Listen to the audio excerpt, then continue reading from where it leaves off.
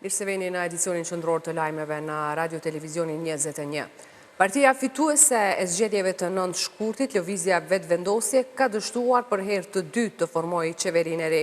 Ekzekutivi i prezantuar nga mandatari Glau Konjufca mori vetëm 56 vota për, 53 vota kundër dhe 4 abstenime. Derisa Konjufca u bëri thirrje deputetëve që ta votojnë kabinetin e tij, ish opozita shprehu arsyet e votës kundër. Mandatari i dytë për formimin e qeverisë, Glau Konjufca, pas 15 ditë shafat kushtetues, doli përpara deputetëve të kuvendit për të provuar nëse i ka siguruar votat e nevojshme apo jo. Konjufca, i cili paraprakisht nuk ishte siguruar votat e nevojshme, u kërkoi deputetëve që të reflektojnë dhe të votojnë për kabinetin e tij qeveritar, duke listuar edhe arsyet e kërkesës së tij. Përmes themelimit të kësaj qeverie, sot ne synojmë disa gjëra bazike për shtetin tonë. Së pari synojmë ta kursejmë Kosovën nga dy palë zgjedhje eventuale. Do të ishte arrogancë ta çonim vendin tonë drejtën zgjedhje. Patëm zgjedhjen shkurt këtij viti e pastaj 2 raunde zgjedhjesh lokale në tetor dhe në nëntor. Tash nëse shkojmë në zgjedhje të reja dhe në dhjetor, kush na garanton që do t'i shmangim ato edhe në mars? Gjatë përshkrimit të obligimeve në rast se votohet për kryeministër, Konjufca ngatroi aspektin kohor. Rritja ekonomike si vjet do t'jetë, e kam fjalën për vitin ardhshëm, sepse po hym tashmë në vitin 2026, mbi 4% të bruto prodhimit vendor.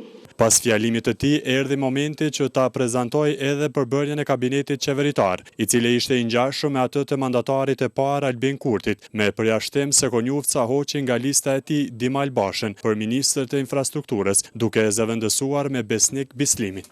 Por as premtimet e Konjufcës dhe as përbërja e kabinetit qeveritar nuk i bindën partitë parlamentare PDK-n, LDK-n, AAK-n dhe Nismen që të votojnë për të. Deputeti i PDK-s Uran Ismaili tha se Kurti e ka marrë peng Konjufcën.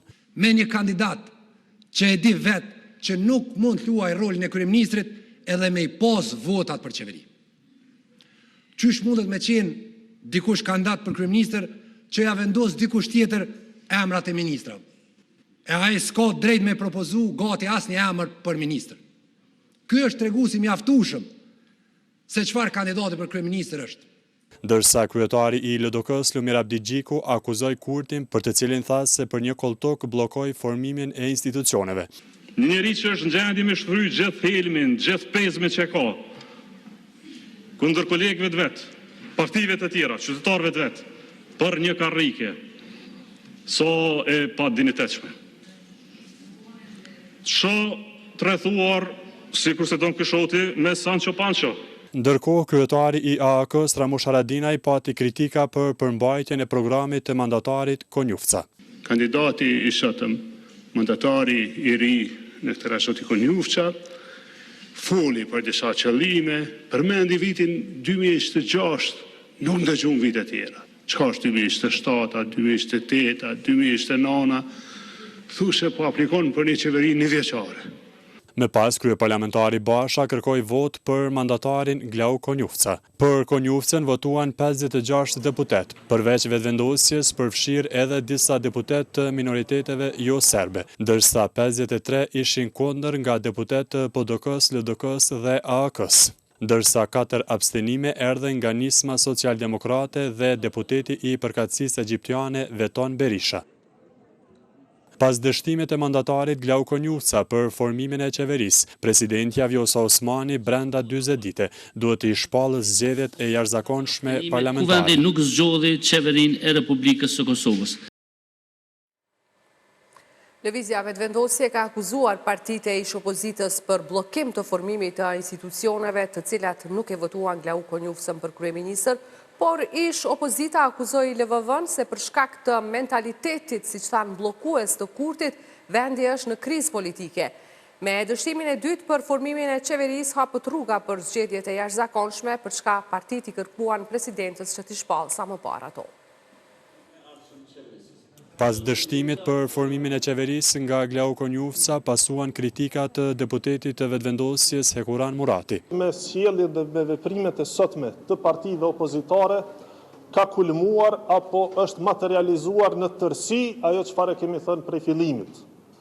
Pra, për tash e 9 muaj, apo më tepër se 9 muaj, partitë opozitare bashkë me Listën Serbe janë barrikaduar kundër Albin Kurtit. Pra, qëllimi i vetëm i tyre është shndruar kundërshtimin ndaj Albin Kurtit pa pasur as alternativë. Por Murati e mori përgjigjen e menjëhershme nga partitë e tjera parlamentare. Propagandimi i të pavërtetave të shumta që u tentua të bëhet sot me seancën e parë nuk penui. Kosova nuk është duke i rrezikuar as fondet e Bashkimit Evropian me mosvotimin e sotëm, as nuk i ka rrezikuar kreditë e Bankës Botërore me mosvotimin e sotëm, e as qytetarët e Kosovës nuk mbesin pa pagat e tyre në vitin e ardhshëm për mosvotimin e buxhetit të sotëm. Ata të cilët nuk e kanë pranuar dhe kanë mashtruar qytetarët se i kanë numrat, është lëvizja vetëvendosje. Nga fillimi dhe nga përfundimi i zgjedhjeve të 9 shkurtit, këta kanë deklaruar që e kanë një shumicë, atë shumicë u dëshmu që nuk e kanë pas dhe nuk e kishin as sot. Deputetët e partive parlamentare të ish opozitës kërkuan nga presidentja Osmani që sa më parë të shpallë zgjedhjet e jashtëzakonshme parlamentare.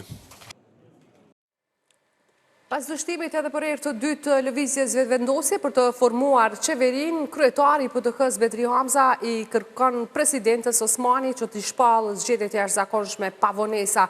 A i tha se qytetarët tashmë duhet ta kthejnë stabilitetin institucional përmes votës, ndërsa theksoi se presidenti Vjosa Osmani duhet të caktoj datën e zgjedhjeve sa më parë. Dështimi i një pasnjëshëm i dy mandatarëve tregon qartë se qeveria aktuale e ka humbur mbështetjen politike. Shumica që dolin nga zgjedhjet e fundit është treguar e paaftë të i krijojë institucionet e reja, duke shkaktuar pasiguri institucionale, politike dhe shtetërore, ka thënë Hamza, duke theksuar se tani është vetëm një rrugë përpara që janë zgjedhjet e reja.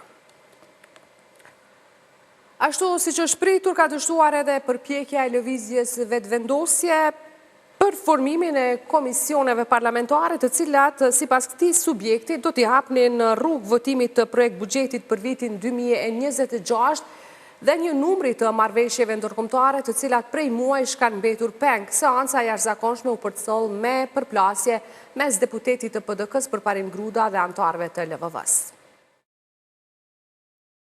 Seanca e thirrur për formimin e komisioneve parlamentare, shqyrtimin dhe miratimin e një numri marrëveshjesh ndërkombëtare, shqyrtimin e projekt buxhetit për vitin 2026, miratimin e buxhetit për 3 komuna, përfshirë edhe kryeqytetin dhe shqyrtimin e çështjeve financiare të RTK-s, nisi me vonesë dhe mungesë të madhe të deputetëve.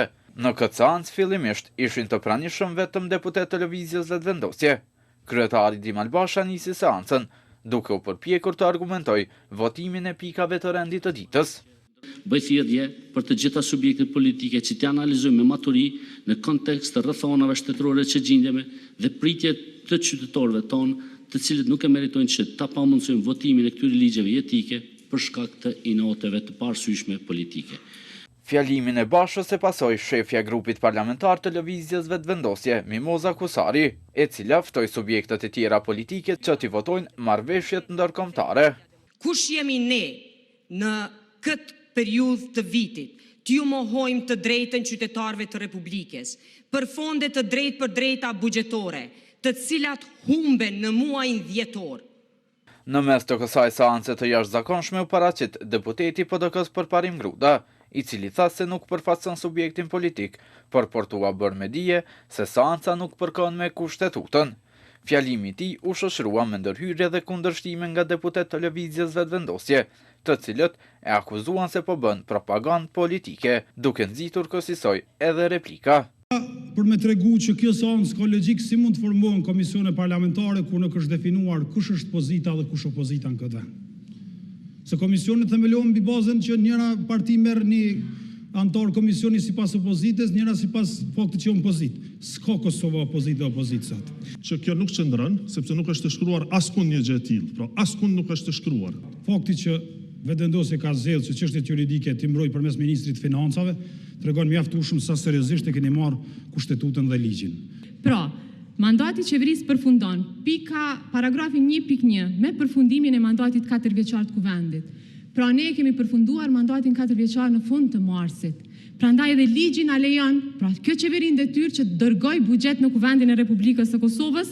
Me pos një vend ministre drejtësisë 5 vjet, një person që zdallon kufizimet për i përjashtimeve në ligj, është e tmerrshme. Edhe një herë, kufizimet thot vlen, kufizimet. Po jap një premtim publik, jo prit, një premtim publik. Nëse e çoni ju në cilën do gjykatë Kosovës dhe del siç po thoni ju, unë premtim publik e dorëzoj mandatin. Mojeni mend për me. Unë e dorëzoj mandatin. Faleminderit shumë. Pas përfundimit të replikave dhe të përplasjes mes deputetit për Parim Gruda dhe lëvizjes vetëvendosje, fjalën e mori kryetari i kësaj partie Albin Kurti, i cili vuri në pasiq tha pasoja që e presin Kosovën në rast se nuk miratohen propozimet e rendit të ditës për marrëveshjen ndërkombëtare. Do të humbin, sepse ka shumë shtete tjera që e presin me krah të hapur një financim të këtillë.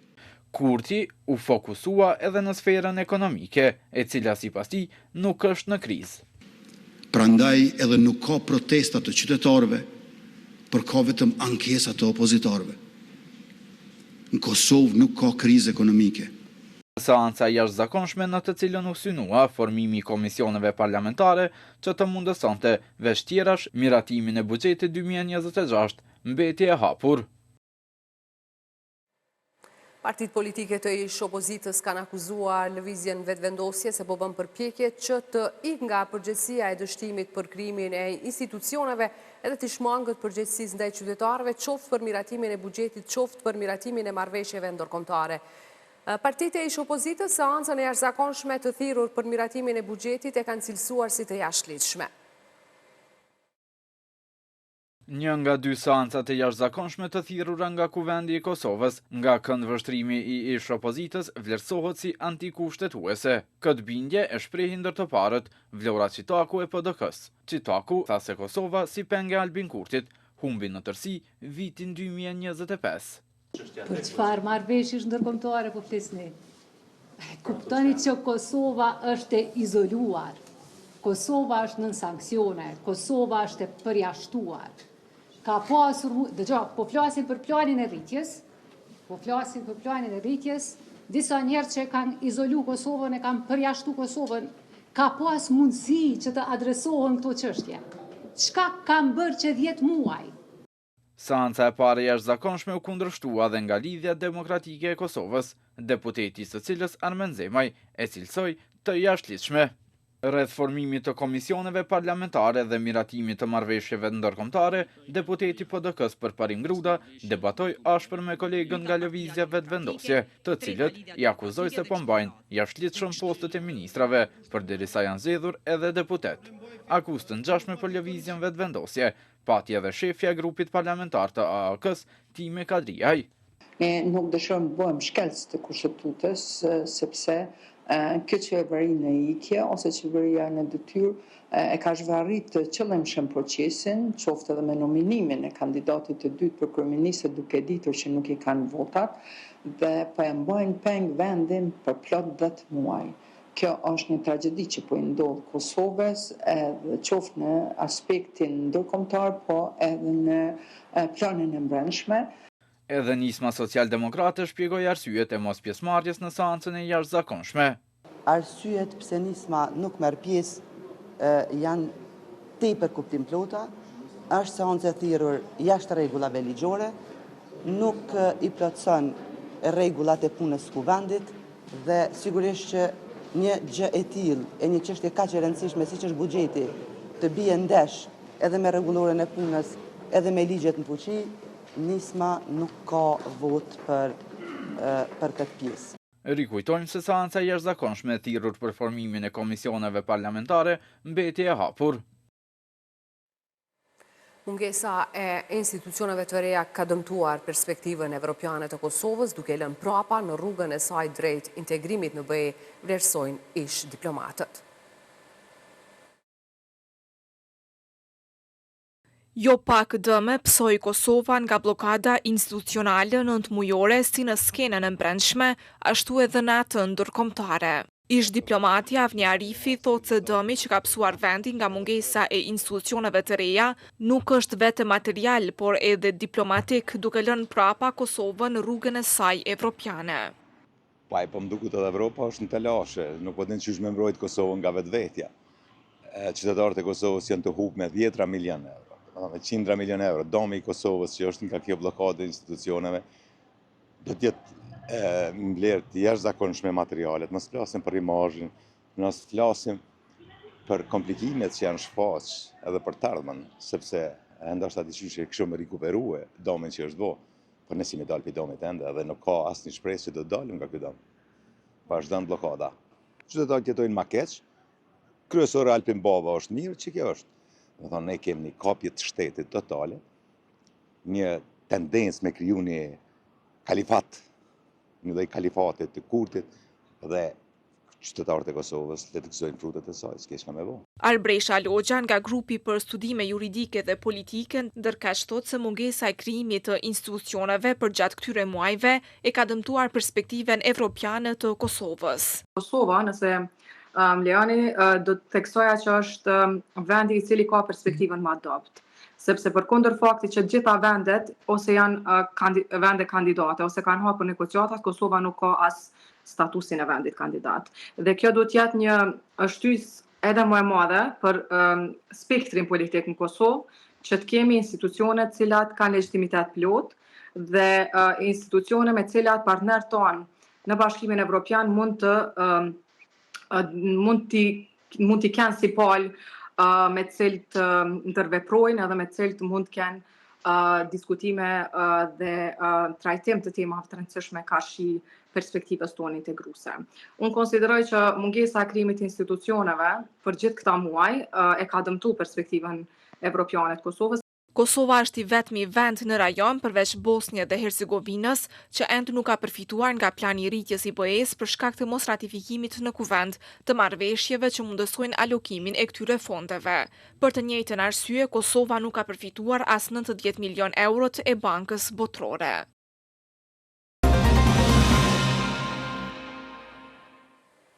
Ish presidenti Atifete Jahjaga është personaliteti i parë nga Kosova që ka marrë pjesë në ceremoninë e ndrimit të komandës në bazën më të madhe të NATO-s me ftesë të admiralit Stuart Mensch. Ajo ka vlerësuar kontributin e admiralit amerikan në bashkëpunimin Kosovë-NATO dhe ka mirë pritur admiralin George Wikoff në detyrën e re, duke theksuar rëndësinë e vazhdimit të partneritetit për paqe dhe siguri në rajon.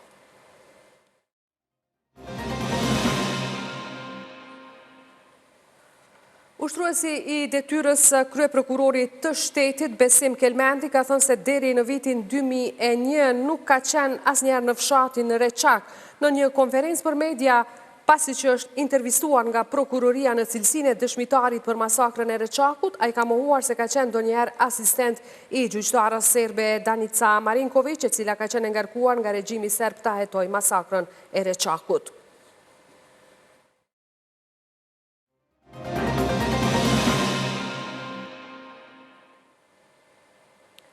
Rreshtet e mëdha të shiut kanë shkaktuar përmbytje në shumë zona të vendit, por më i godituri është fshati Kuzmin i komunës Fushë Kosovës, nga ku banorët janë evakuar përmes varkave të shpëtimit. Këtë fillim jave, vendi po përballet me rreshtet mëdha të shiut, të cilat kanë shkaktuar probleme serioze në shumë zona. Situata më e rënduar është regjistruar në fshatin Kuzmin të komunës së Fushë Kosovës, ku uji ka arritur nivelet larta, duke rrezikuar drejt për drejt shtëpitë dhe jetët e banorëve. Për shkak të përmbytjeve të mëdha, ekipet e shpëtimit u detyruan të ndërhyjnë me mjete lundruese të posaçme, ndërsa zjarfiksit ndihmuan në evakuimin e banorëve të bllokuar në shtëpitë e tyre. Banorët, sipas të cilëve kësaj situate nuk mbahet mend prej vitesh, shprehen të jetë të shqetësuar. Gjëmë prokë nga mujtë në bora hatë, që onë dhe kishi, të kene dhe vetë, mini kena morë me minë zërë, dojë kena qitë më herë, do të më herë në përruj, jemi me dojë më shtirë s'kove, vlo.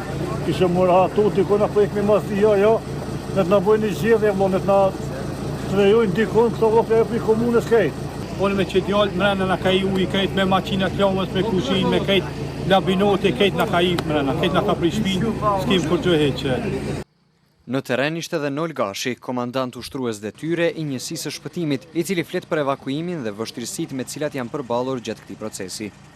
Po, sot i kemi pas disa intervenime, po një prej tyre kemi pas informatën që këtu në logjën Kuzmin ka nevoj për evakuimin e disa banorëve të cilët nuk po mund të dolin për shkak se lumi ka dalë nga shtrati i vetë dhe hapësira është e përmbytur me ujë. Pra ekipet kemi dalë në vendin e ngjarjes, kena bërë reagimin përmes barkës për evakuimin e tyne dhe janë evakuar 7 persona të një familje, ku prej tyne 4 ka fëmijë dhe 3 të rritur. Ndërkohë, zëdhënësi i komunës së Prishtinës Pëllum Bajqinovci bëri të ditur se ekipet komunale kanë nisur identifikimin e zonave më problematike për të ndërhyrë sa më shpejt. Shoqata profesionale Zero Fixve ka intervenuar në 42 lokacione të kryeqytetit, duke marrë bazë ndoshta intervenimin më të madh që kemi bërë në rrugën A, ku kolektori nuk është gati dhe aty kemi lehtësu kalimin e ujit dhe nuk kemi leju që del prej shtratit. Intervenimet të tjera përmendëm në Arbëri edhe intervenimet të tjera edhe në fshatat kryeqytetit ku pjesa më e madhe ka qenë intervenime teknike në thithjen e ujit apo largimin e ujit aty ku ka qenë e nevojshme. Autoritetet bëjnë thirrje për kujdes, ndërsa meteorologët parashikojnë se rreshtit mund të vazhdojnë edhe në ditët në vijim.